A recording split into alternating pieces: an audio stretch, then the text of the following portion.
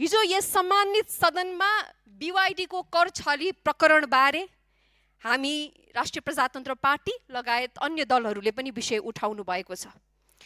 आज अर्थमन्त्रीज्यू आउनु भएको छ, मलाई विश्वास छ उहाँले यस संसदमा आएर स्पष्टीकरण दिनुहुन्छ होला।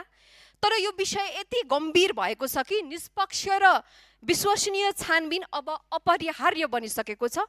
त्यसैले छानबिन प्रक्रिया सम्पन्न नहुँदासम्म अर्थमन्त्रीले आफ्नै विवेक प्रयोग गरेर सुशासन कायम गर्नको लागि नैतिकता र निष्पक्षताको दृष्टिकोणले उहाँले आफ्नो जिम्मेवारीबाट पर रहनुपर्छ जस्तो लाग्छ।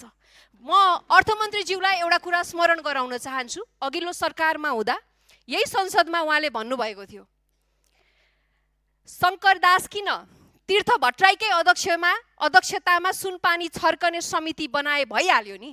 त्यो यो समस्या गम्भीर कुशासन र राजनीतिक प्रकृतिको छ, लुटको कुरा छ, सङ्गठित भ्रष्टाचारको कुरा छ, संरक्षणको कुरा छ। आज अर्थमन्त्रीज्यूलाई म सोध्न चाहन्छु, do you want to take your words back?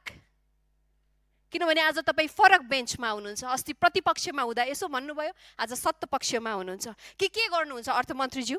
आज पनि सुनपानी छर्कने कि निष्पक्ष छानबिन समिति बनाएर सुशासनको मानक स्थापित गर्ने? धन्यवाद।